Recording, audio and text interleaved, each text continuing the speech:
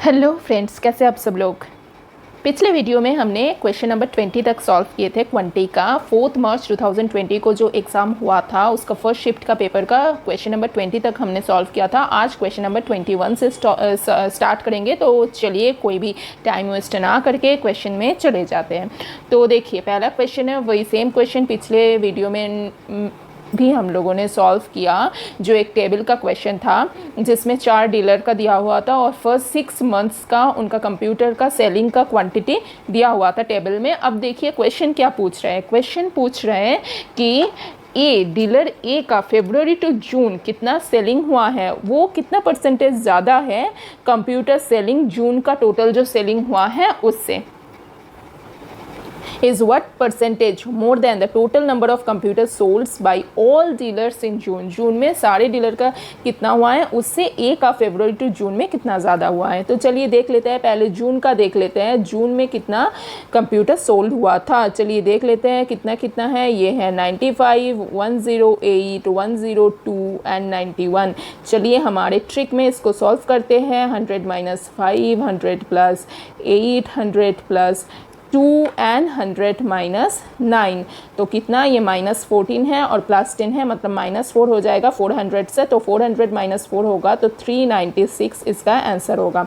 ये निकल गया। अब डीलर ए का देख लेते हैं, फरवरी टू जून कितना होता है। डीलर ए का फरवरी में था 94, फिर 85, फिर 108 एंड फिर 98 एंड देन 95। तो इसका टोटल कर लेते हैं। ये है 100 - 6, ये है 100 - 15, ये है 100 + 8, 100 - 2 एंड 100 - 5। तो माइनस का टर्म ही ज़्यादा है, देख रहे हैं, ठीक है। तो ये गया 500। तो यहाँ पे देख लेते हैं +8 है सिर्फ, 15 5 20 -28 + 8 हो जाएगा -20। तो ये आ जाएगा 480। अब ये 480 396 से कितना ज़्यादा है निकाल लो।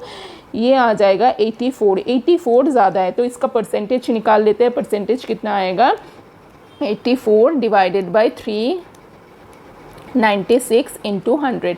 चलिए कैलकुलेट कर लेते हैं। ये 3 जाएगा, 3 होगा 132 और ऊपर में आएगा 28। 4 जाएगा तो ये आएगा ऊपर में 7 और नीचे आएगा 33। तो इसका कैलकुलेट कर लेते हैं। 32 3 700 को डिवाइड करना है। 2 जाएगा 66, 40 आएगा, 1 जाएगा 33, तो 7 आएगा। तो इसको कैलकुलेट करना फिर से, तो ये फिर से 0.2 आ जाएगा, ठीक है। तो ये होगा 21.2 इसका आंसर। चलिए देख लेते हैं। ये था ऑप्शन नंबर 4 में। तो option number 4 is correct for this question.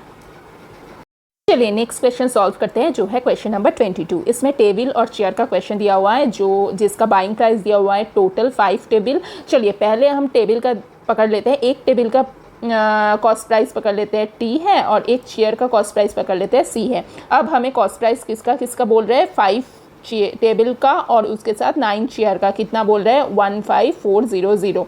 अब क्या है, अब टेबल को 10% प्रॉफिट में उन्होंने सेल किया है और चेयर को किया है 20% प्रॉफिट में, ठीक है। अब टोटल प्रॉफिट दिया हुआ है 2080। तो एक टेबल का कॉस्ट प्राइस है T, तो इसमें अगर 10% प्रॉफिट होगा तो कितना होगा, प्रॉफिट होगा T/10 होगा प्रॉफिट। तो इसके साथ 5 मल्टीप्लाई कर दो, 5 टेबल है। और चेयर का अगर प्रॉफिट होगा तो 20/100, मतलब C/5 होगा। और इसके साथ 9 मल्टीप्लाई कर दो, तो इसको ऐड करो तो कितना दे रहा है, 2080। इसको सॉल्व करो, ये 2 आएगा तो इसको क्रॉस मल्टीप्लाई कर दो, तो ये आ जाएगा 5T, यहाँ से आ रहे हैं 5T प्लस 18C और नीचे आ जाएगा 10, उधर मल्टीप्लाई कर दो तो 20800। तो ये आ जाएगा इक्वेशन नंबर 1, ये आ जाएगा इक्वेशन नंबर 2। इन दोनों को सॉल्व करोगे तो कितना आएगा, 9C कितना आएगा, ये माइनस ये 20800 माइनस 15400 कितना आ रहा है, 5400। तो C कितना आ रहा है, मतलब एक चेयर का कॉस्ट प्राइस कितना आ रहा है, 600 आ रहा है, ₹600 आ रहा है एक चेयर का कॉस्ट प्राइस। हमें कॉस्ट प्राइस निकालना है 3 चेयर का, तो 3 चेयर का कॉस्ट प्राइस कितना होगा, 3 चेयर का कॉस्ट प्राइस होगा ₹1800। चलिए देख लेते हैं कौन से ऑप्शन में है, ऑप्शन नंबर 3 में। तो option number 3 is correct for this question. चलिए नेक्स्ट क्वेश्चन सॉल्व करते हैं, जो है क्वेश्चन नंबर 23। एक बोट स्ट्रीम का क्वेश्चन है। क्वेश्चन सॉल्व करने से पहले आपका एक डाउट हम क्लियर कर देते हैं। जो मैं जब क्वेश्चन सॉल्व करती थी मुझ में भी ये डाउट होता था, ये अप स्ट्रीम और डाउन स्ट्रीम को लेके कि कौन सा अप स्ट्रीम है कौन सा डाउन स्ट्रीम है। हमेशा याद रखना, आप मतलब ऊपर चढ़ना, ठीक है। मान लीजिए हम कोई माउंटेन या रॉक क्लाइंबिंग कर रहे हैं तो हम ग्रेविटेशनल फोर्स के ऑपोजिट में चल रहा है। सिमिलरली अप स्ट्रीम का मतलब क्या है, स्ट्रीम के ऑपोजिट में बोट चल रहा है। बोट का भी एक खुद का स्पीड है, स्ट्रीम का भी एक खुद का स्पीड है, ठीक है। तो स्ट्रीम का स्पीड के ऑपोजिट में, जिस तरफ स्ट्रीम चल रहा है उसके ऑपोजिट में अगर बोट चलेगा तो उसको कहेगा अप स्ट्रीम। और डाउन स्ट्रीम क्या है ना, डाउन स्ट्रीम है, हम बोलते हैं ना कि डाउन द लेन चलना, मतलब जो चल रहा है उसी तरफ चलना, ठीक है। मतलब जिस तरफ स्ट्रीम जा रहे हैं उस तरफ ही बोट जा रहे हैं, तो वो है डाउन स्ट्रीम। तो अप स्ट्रीम ऑपोजिट जा रहे हैं तो नेगेटिव, मतलब माइनस होगा। डाउन स्ट्रीम सेम तरफ जा रहे हैं मतलब दो स्पीड ऐड होगा, प्लस होगा, ठीक है। अगर हम बोट का स्पीड पकड़ ले कि x किलोमीटर पर मिनट है, पर मिनट पकड़ रहे हैं क्योंकि ये मिनट में दिया हुआ है। और अगर स्ट्रीम का पकड़ ले कि y किलोमीटर पर मिनट है, तो अप स्ट्रीम में क्या होगा, अप स्ट्रीम में x माइनस वाई हो जाएगा उसका स्पीड, और डाउन स्ट्रीम में क्या होगा, डाउन स्ट्रीम में हो जाएगा x प्लस वाई हो जाएगा उसका स्पीड, ठीक है, बोट का स्पीड। ओके, फिर हम एक क्वेश्चन में आ जाते हैं। ये तो मैंने जनरल डिस्कशन किया, जो कन्फ्यूजन रहता है सबके उसका सॉल्व करने की कोशिश किया। फिर अभी हम क्वेश्चन में आ जाते हैं। क्वेश्चन में कहा कि 3 किलोमीटर अपस्ट्रीम जाना है और 5 किलोमीटर डाउनस्ट्रीम जाना है। टोटल टाइम बोट का लग रहा है 55 मिनट्स। और एक दिया हुआ है स्टेटमेंट कि 4 किलोमीटर अपस्ट्रीम जा रहे हैं और 9 किलोमीटर डाउनस्ट्रीम जा रहे हैं। टोटल टाइम लग रहा है 1 आवर 25 मिनट्स। तो ये है इसका स्पीड ना x माइनस वाई, मतलब x माइनस वाई किलोमीटर जा रहे हैं 1 मिनट में। तो 1 किलोमीटर जाएगा कितना मिनट में, 1/x माइनस वाई, ठीक है। और सिमिलरली डाउन स्ट्रीम में 1/x प्लस वाई। तो इसको हम p पकड़ लेते हैं और इसको हम q पकड़ लेते हैं, मतलब p मिनट लगेगा और q मिनट लगेगा 1 किलोमीटर जाने में। तो 3 किलोमीटर अपस्ट्रीम जाने में 3p टाइम लगेगा और 5 किलोमीटर डाउनस्ट्रीम जाने में 5q टाइम लगेगा। तो ये टोटल है 55। और एक दिया है 4p, similarly 9q equal to 125, मतलब 60 प्लस 25 मतलब क्या होता है 85। तो ये दोनों इक्वेशन है, इन दोनों को सॉल्व करके p और q निकालना है। हमें निकालना है q, क्योंकि हमें डाउनस्ट्रीम पूछा क्या है, तो q निकलने से ही हमें आंसर आ जाएगा, ठीक है। तो इसको सॉल्व करो, 1 को मल्टीप्लाई करो 4 से और 2 को मल्टीप्लाई करो 3 से। तो ये आ जा रहा है कि इसको करोगे तो आ जा रहा है 12p plus 20q is equals to 220। और ये आ जा रहा है कितना, 12p plus 27q is equals to 255। तो इन दोनों को अगर हम माइनस करें तो 7q कितना आ रहा है 35 आ रहा है। तो यहाँ से q कितना आ रहा है, q आ रहा है 5 मिनट। 1 किलोमीटर जाने में लगेगा 5 मिनट, ठीक है। 5 मिनट पर किलोमीटर इसका यूनिट है, क्योंकि ये ऑपोजिट है ना स्पीड का, ये टाइम है। तो हमें जाना है 43.2 किलोमीटर, हमें आंसर निकालना है आवर में। ये हमेशा ध्यान रखना है, इसमें ही हमारा गलती होता है, ठीक है। हम पकड़ लिया है मिनट में, बट हमें आंसर निकालना है आवर्स में। तो ये हो जाएगा 5/60 आवर्स पर किलोमीटर। तो हमें इतना जाना है ना, तो सिंपली इसको मल्टीप्लाई कर दो, यही आ जाएगा इतना आवर्स। तो इसका करोगे तो 12 इसको करोगे तो 3 जा जाएगा 36 और ये जाएगा 6 से 72। तो ये आ जाएगा 3.6 आवर्स। तो ये है इसका आंसर जो है ऑप्शन नंबर 3 में। तो option number 3 is correct for this question. Next question solve करते हैं, जो है क्वेश्चन नंबर 24। इसमें कहा कि सोनू उसका इनकम का 15% सेविंग्स करते हैं, उसका इनकम 20% इंक्रीज़ हो गया, फिर भी वो सेम ही सेविंग्स करते हैं, उसका सेविंग्स इंक्रीज़ नहीं हुआ। क्यों? क्योंकि उसका एक्सपेंडिचर इंक्रीज़ हो गया। इसीलिए हमें पता है कि सेविंग्स क्या होता है, सेविंग्स होता है इनकम माइनस एक्सपेंडिचर। तो इनकम इंक्रीज़ हुआ लेकिन सेविंग्स इंक्रीज़ नहीं हुआ, क्योंकि एक्सपेंडिचर भी इंक्रीज़ हो गया, तो सेविंग्स सेम रह गया, ठीक है। तो व्हाट परसेंटेज उसका एक्सपेंडिचर इंक्रीज़ हुआ वो हमें निकालना है। तो पहले ही पकड़ लो कि इनकम उसका कितना है। मान लेते हैं इनकम उसका 100 है, ₹100, पहले। तो उसका सेविंग्स पहले कितना था, सेविंग्स पहले था कि ₹15 था, तो एक्सपेंडिचर कितना था, एक्सपेंडिचर था ₹85, ये था पास्ट में।